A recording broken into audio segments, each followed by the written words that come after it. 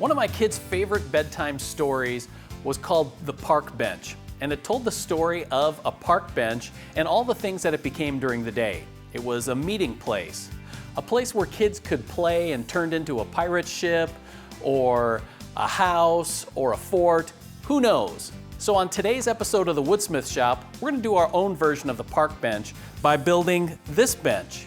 Now the one that you see here is made from cypress, a lightweight, outdoor resistant wood that's perfect for a project like this.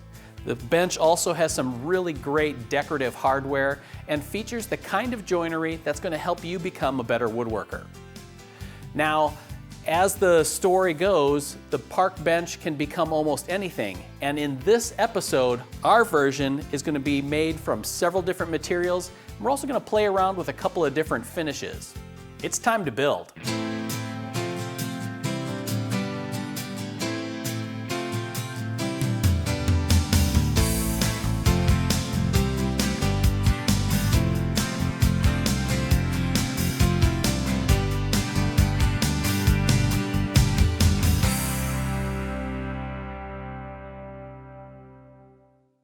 Construction of the porch bench consists basically of 4 parts. We're going to begin with the legs and the stretchers. Then we're going to make the top. We'll assemble the top and the legs, and finally we'll add the super cool hardware that really sets this project off. But we start with the legs. To make the legs, we're going to begin by cutting a tenon on the end. Once we've done that, we can bandsaw a nice taper to the leg and make it appear to be splayed, but our tenon will be perpendicular to the top, and that's going to make things a lot easier for us down the line. After smoothing the faces, I then marked out the location of the mortise for each of our stretchers. Now, up until now, the legs are all the same, but as soon as we put the mortise in, we do have to match them up in pairs, so now they're different. I've got a 1/2-inch Forstner bit in the drill press. I'm going to go ahead and hog out the waste here, and we'll start cutting some mortises.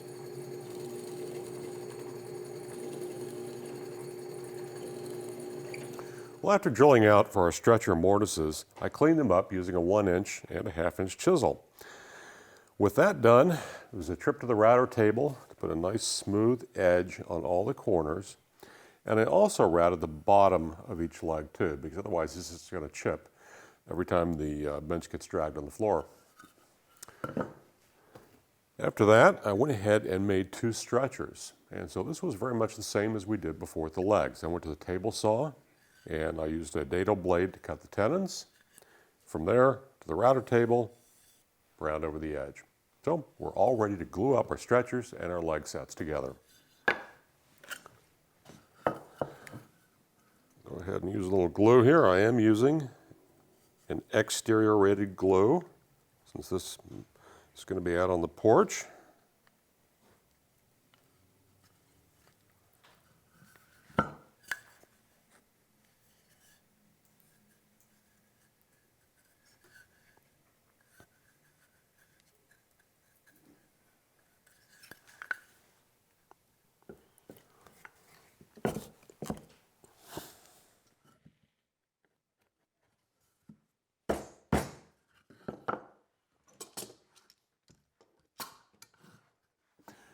Well, with the legs done, it's time to start on the top. So the first thing I'm going to do is go ahead and glue together these 3 boards of cypress. Once they're glued together, we will then proceed to work on the breadboard ends, get some tenons on here, some mortises for the legs, and we'll be ready to assemble. But for right now, let's spread some glue.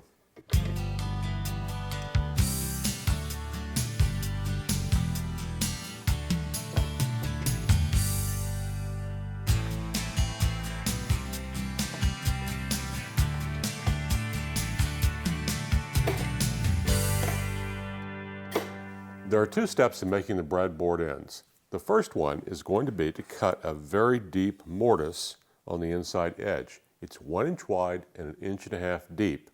So I have a 1-inch Forstner bit in the drill press, and it's just going to be a matter of slowly working my way down the line, drilling deeply into the wood. When that's done, I'll clean it up with a chisel, just like I did with the other mortises.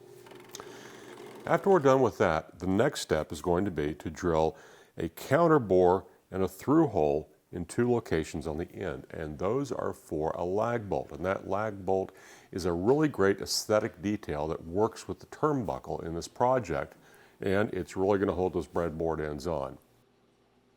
Well, since we glued up the top, I went ahead and ran it through the planer, so it's now 1.5 inches thick. It's 16 inches wide, and I also trimmed it to find a length of 45 inches. To start cutting the tenons, I have a dado stack on the table saw. We're going to begin by cutting a 1/4 inch of depth, and I'm going to work my way from the end to 1.5 inches end on both ends, both faces. We'll then go through the same procedure again to make our shoulder cut, which is 3/4 inch in. Well, it's time to put the breadboard ends on the top. Now, one thing I have done is I went ahead and added an 1/8 inch round over on all the edges of the breadboard end to soften it. That includes the edge which will fit onto the center portion of our top. The center portion of the top, I've added a groove every 4 inches as a little accent, a detail, and I took that 1/8 inch bit and rounded over all the exposed edges. And then I took a block plane and some sandpaper and I rounded this edge over as well, and that way when the breadboard end goes on, the 2 edges will dive down and it'll really look sharp and nice, and we'll get a good fitting joint that way. My next task to complete the top is to cut the mortises for the legs. I've got 3 of them done and I've got 1 more to do. Now there's a lot of ways you can cut mortises. If you want to use a router, go for it. But I'm using nice soft cypress, and you know what? It's just a joy to do some chisel work on it. So that's what I'm up to.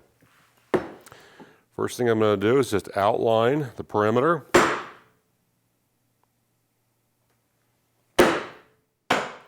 And with that done, we'll just start lifting the chips out.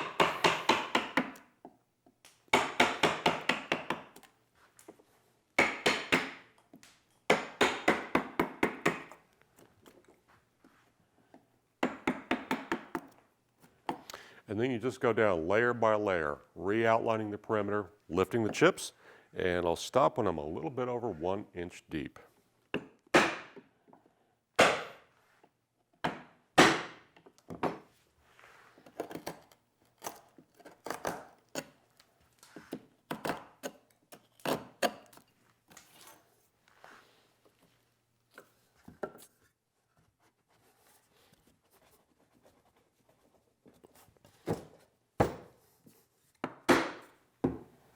All right, looks like we are there. So now it's time to glue our legs into the top.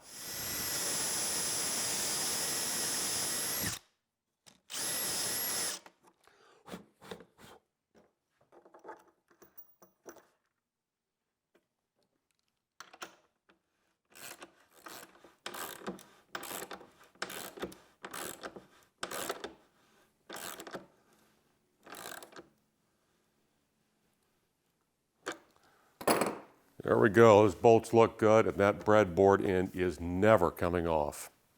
So let's go ahead and flip the bench over, and we'll get with the turnbuckle.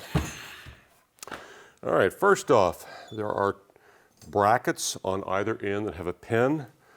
The pin, of course, is going to fit into this hole here, one on either end. So I've got a centering mark on the inside of my stretchers, and I'm just going to line up the bracket and mark the screw holes.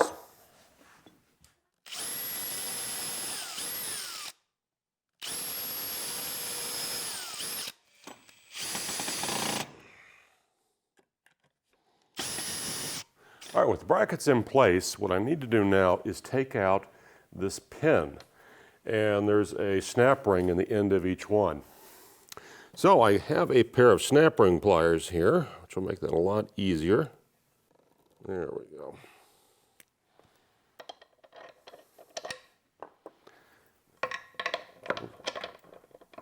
Start with one end, and then what I'll need to do is just rotate the turnbuckle until this eye lines up with my pin.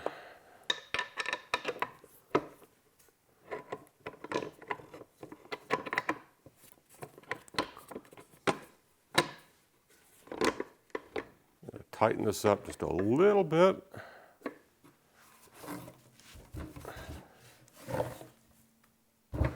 And there we go, the porch bench. This one is all out of cypress. You can make out of a lot of different woods. It's a pretty bench. It'll look great on your porch, and I love that turnbuckle. I think that's just super cool. To finish the cypress bench, I'm just going to use a clear exterior sealer. It's super easy to use. We'll start at the bottom here, move to the top. I'm going to let things dry for 15 minutes or so, and we're going to repeat the process 3 times. The only secret to this is use a lot because you want it to soak in really well.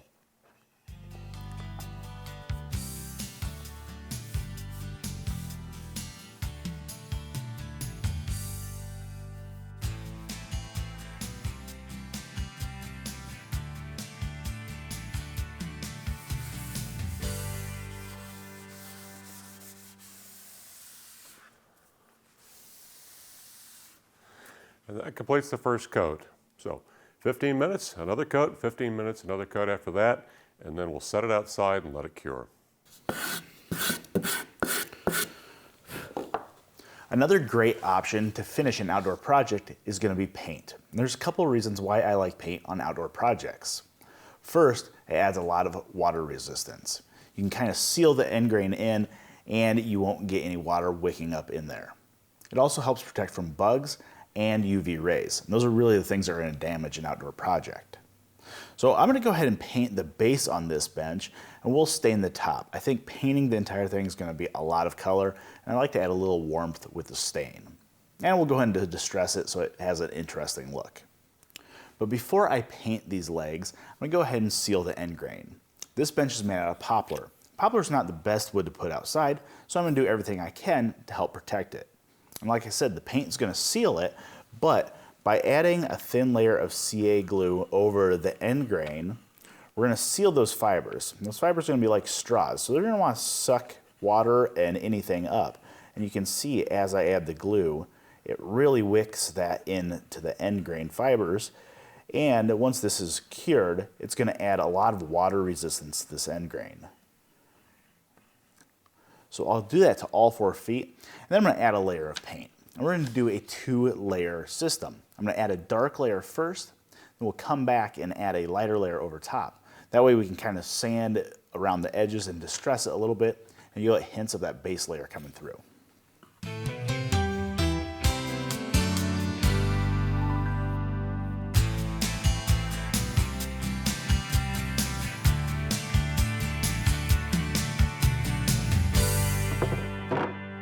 So with the paint drying on the legs, we can go ahead and turn our attention to the top. And as I mentioned, I'm going to stain this. But before we stain it, I want to add a little bit of fake wear to this thing. And to do that, really, we just reached in to the hardware bin and found some random different shaped stuff. So I got a carriage bolt, a leg screw, got a couple awls to do some pokey stuff. And then I also have a bench grinder with a wire wheel in it. And I'm going to use this to kind of wear down some of these front edges as if somebody had sat down on this bench for years and kind of worn off that front round over.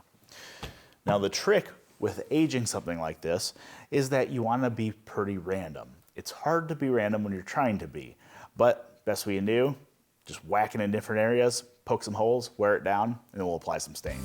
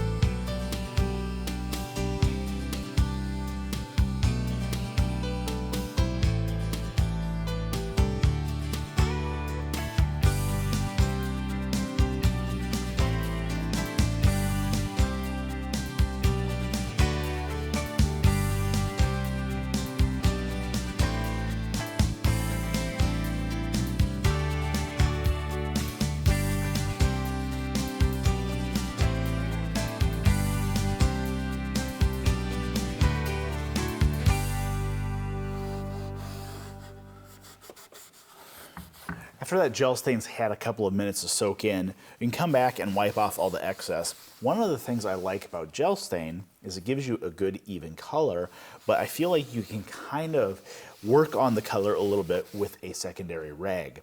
The more you wipe, the more it comes up, so you can really work it down to a color that you're happy with. And you can see now everything that we kind of artificially aged really pops out. It's grabbed a little bit extra stain, and once I top coat this and add that glaze effect, it'll pop out even more. So I'm going to go ahead and let this dry. I'll add a top coat, and by then those legs should be ready for another coat. Now in the time that we were staining the top, the milk paint on these legs has dried. Now it's important to note that any sort of water-based paint that you apply to a wood project is going to raise the grain. So after that first coat, you're going to notice it's pretty rough, but you'll just want to come in with a little bit of sandpaper. This is 180, 220 works as well. And you just want to kind of hit it quickly to knock down any of that fuzz. That's going to give you a good base to build up subsequent coats. So now that I've smoothed both of these out, I'm going to add one more layer of this gray paint. Then once that's dry, I'll top it with a lighter coat. I think I'm going to go white on top of this. After that white coat's dry, we'll go ahead and hit some of the edges with some sandpaper, let the gray pop through. I think it's going to look great.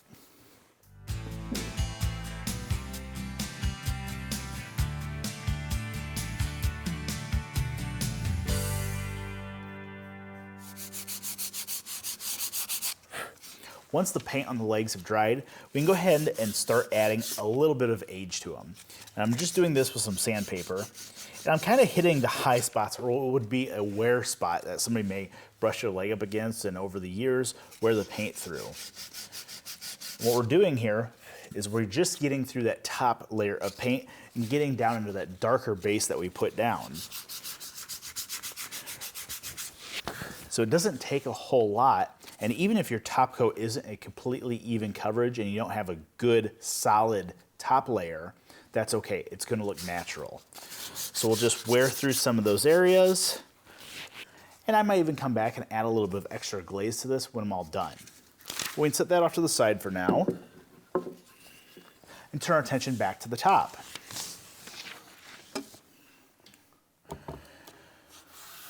Now I've went ahead and applied a top coat here. So this is nice and smooth and it's ready for our glaze effect. And what I'm going to do is I'm going to use a water-based glaze and I'm going to apply it really concentrating on a couple of particular areas. Really all those dings that we added, I'm going to concentrate on getting the glaze down into those and probably some of these V-grooves as well. Just going to add a little bit of dirt and dinge to this and I'll wipe that off kind of like you would a stain. Once the water-based glaze has had a good 6 or 8 hours to dry, I'll come back and apply one more top coat to really seal it in. All right, one of the cool things about a bench design like the one that Chris made is that you can change up the look of it in several different ways. You can change the finish or the materials. In this case, we're doing both. So we have a bench here that's made out of red oak, and otherwise the construction is identical. Now what I want to do is apply a finish that's going to add age to it. Most woods, the longer they're left outside, will get this nice silvery gray color.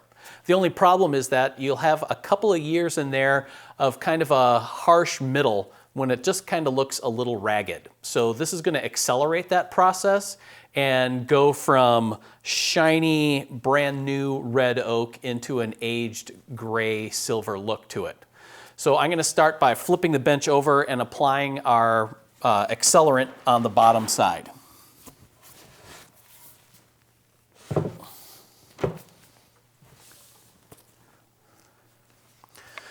The color of this product is really clear. So all you really want to do is use a foam brush and apply it liberally to your surface.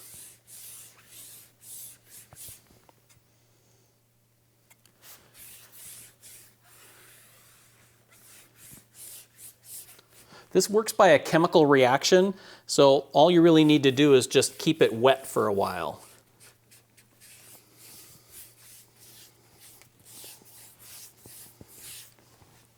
Now, since this works by a chemical reaction, it's reacting with the tannins that are in the wood. So if you want to use this product, you want to do it with wood species that have a high tannin content. Oak, ash, even walnut will work really well with this.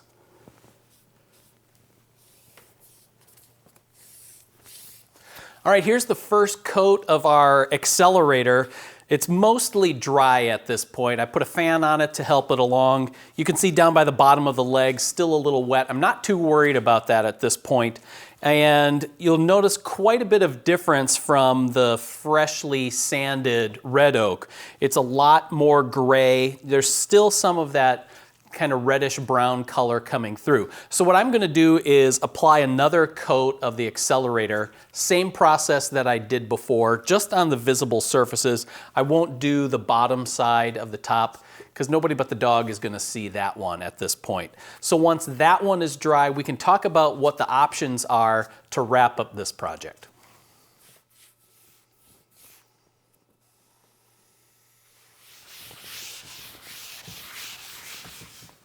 All right, here's our bench after 2 coats of the aging accelerator solution that we put on there. And you can see it's picking up a really nice gray faded look, kind of weather worn, like it's been sitting outside for a good long time. Now you have a couple of options here. The first thing you want to do is use an abrasive pad and just rub down the surface of the project, because that's going to take care of any dust nibs that were raised by the moisture in the accelerator. Then wipe it down so you get rid of any of the remaining dust here. Then, frankly, what I'm going to do is just leave the bench as is. I really like how this looks. If this bench is going to live its life outside, it's just going to keep getting more and more silvery gray. If it's going to be inside, this is the color that I want it to stay. If you add a finish to it, a top coat, it's going to change the color slightly. If you add an oil-based top coat, it's going to make it a little yellower and a little more black in color. Whereas if you use like a water-based finish or a lacquer, the color is going to be more like this, but it's still going to shift subtly. So you might want to do some test pieces, figure out what you want for your project. On today's episode of the Woodsmith Shop, we started with a bench design that's pretty simple in its construction. It works with mortise and tenon joints to give us these great breadboard ends and attaching the legs to the top. Along with the decorative hardware, this project is sure to stand out. But there's more to it here. This project is also ripe for customization and personalization. So you could see the first one that Chris built, we finished with an outdoor oil that really sets off the look of the cypress. Now on the one that I was working on, this one is out of red oak and features an aged look that gives it the appearance of a project that's been sitting outside and weathering to a beautiful silvery gray. Logan's version of the bench is all about distressing. Now we stained the top and then added some distress marks as well, and then a 2-tone paint job that gives it the look of a farmhouse antique.